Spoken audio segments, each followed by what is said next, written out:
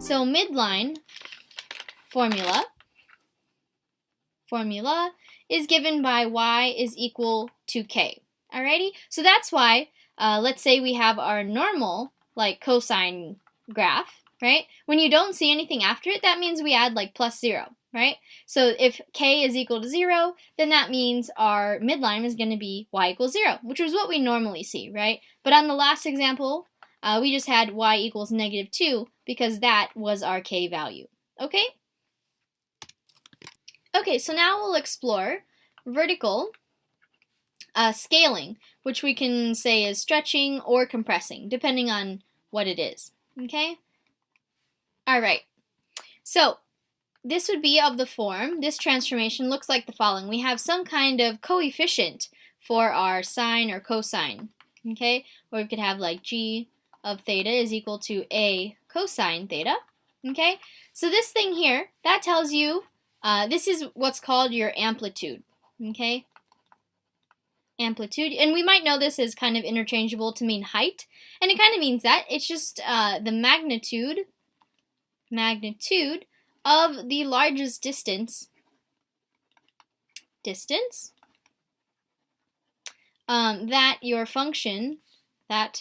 your function, either your sine or cosine, strays or goes away, basically, from the midline, okay? From the midline. So let's say we have something like this. F of theta is equal to 3 sine theta, okay? So let's again draw our normal sine graph, and then we'll see what this new one looks like. Okay, so let's say here's 1, 2, 3, 1, 2, 3. Okay, so here's negative 3, negative 1, 1, and 3. So let's say this is pi here and 2 pi there, so this should be one full cycle. So normally what our sine graph looks like is it goes up to 1, goes to 0, and it kind of just oscillates, goes up and down in between negative 1 and 1, right? So our normal sine graph looks something like this, okay? And then it'll just keep going on and on and on in both directions, okay? But now that we have this 3 in front, that means we multiply each of our output values by 3. Okay, so 0 is still going to stay at 0, so all the zeros are going to remain fixed, okay? But now, that means, let's say we plug in a pi over 2, okay? If we were to plug in a pi over 2 into here, we would get 3 times sine pi over 2, which is 3 times 1, so now this highest point is going to skyrocket up to 3, right? And the same thing goes for 3 pi over 2. When we plug that in, we get sine of 3 pi over 2 is negative 1, so if you multiply that times 3, we just get negative 3, okay? And like I said, our zeros stay put because 0 times any value is still 0, so those remain fixed there. But everything else is just multiplied by a factor of 3. So see how we have a higher, or a greater distance that we can attain away from our midline, which in this case is y equals 0. But yeah, so this is it. That's the amplitude, which in this case, a is equal to 3. So that tells us that our amplitude for this graph is going to be 3. And one last note about vertical stretching and compressing. This does not change. So does not change the period, okay? Or the duration for one cycle, okay? Because we can see, like I said, the zeros just remain fixed, so that means everything else has to stay in its place as far as the input values go. It's just the output that is stretched or compressed. But sometimes we might get something different than theta, or than just an x or whatever, inside of our sine or cosine. And this is what leads to horizontal stretching and compressing. Okay, so stretch or compress. So normally what we have is that our period, so normally our period is equal to 2 pi for sine and cosine, for both of these graphs, right? But let's say we have some function that looks like this now. F of theta is equal to sine, not of theta, but this time of b times theta. Okay, so now there's this random like b stuck in front, and that's just a constant. We can consider it like maybe there's a 2 there or something like that. So what happens now? Let's see.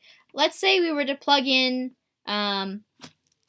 a 0 or something like that. Okay, so let's say we plug in theta is equal to 0. Then we would just get sine of b times 0, which is still 0. So sine is still equal to 0 when we plug in theta equals 0. So that's good. But the thing is that whenever we're on the inside, let's take a step back real quick. And so we know that our sine function, let's say we have sine of t or something. So we know that this thing is going to equal 0. It's going to start, like one cycle starts when t equals 0. So this is like our start point. Right? Whenever the inside is equal to 0, that means you start a cycle, okay?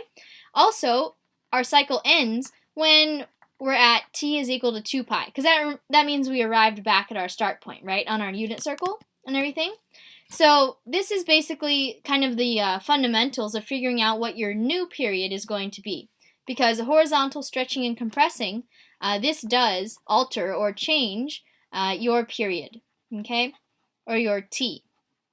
The time for one cycle to occur, okay? So what we really want, so when the inside, whatever is inside your sine, whenever that's equal to 0, that means you're starting your cycle, okay? And then whenever the inside again, whenever you're inside, whatever is inside of your sine function, aka this thing, is equal to 2 pi, then that means you end your cycle, okay? So we saw already that when the inside, when b, let me write it on the right side here, when b times theta, when the inside is equal to 0, this is going to be our start, okay? So again, our theta is equal to 0 because that's 0 divided by b, and we're assuming that b isn't 0, okay?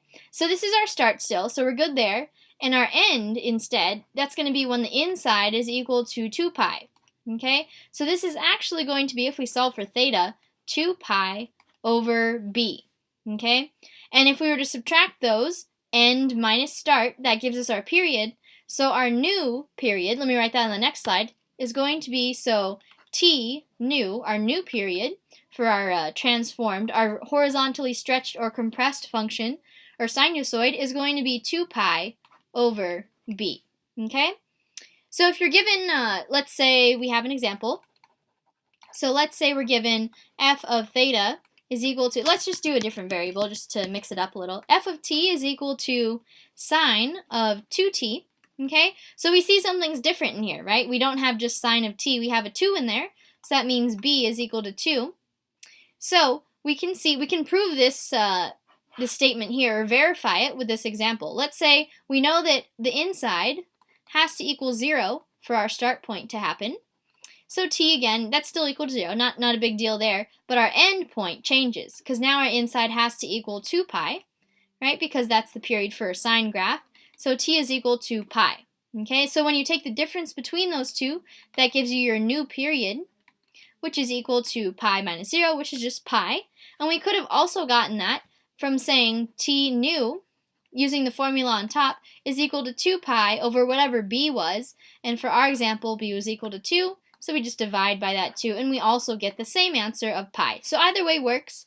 I tend to prefer this way, just because it's kind of fun. Or you can just use the formula as well, but it's just important to know where that formula is coming from. So let me just draw what happened on the previous example so that we can see, we can visualize the transformation that's actually going on. So we said we had this function, right? And our new period, well, we could just say period for this function, right? This just means not our original, like, sine theta graph. It's equal to pi, right? We just got a single pi. So if we compare this to our normal sine graphs, let's say here's, well, this is t now, not theta. T represents our angle, and here's f of t, okay? So we notice that there's a 1 in front, right? So that just means our amplitude is going to be 1 and negative 1. So amplitude is 1.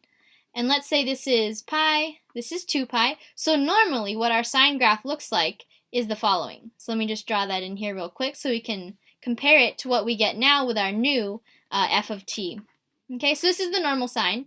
But now our period is going to be pi, right? That's what we solved for. So that means we have to squish this whole cycle into half the period, right? So we're just going to squish everything into this. So, and we know it's symmetric, so it has to cross 0 right in between. So we want to squish it into this space. So it's going to look the same amplitude and everything. We're just going to go up and down in basically like half the time or half the amount of angles that we have to run through in order for us to go through one cycle. Okay? And it would just keep repeating like this.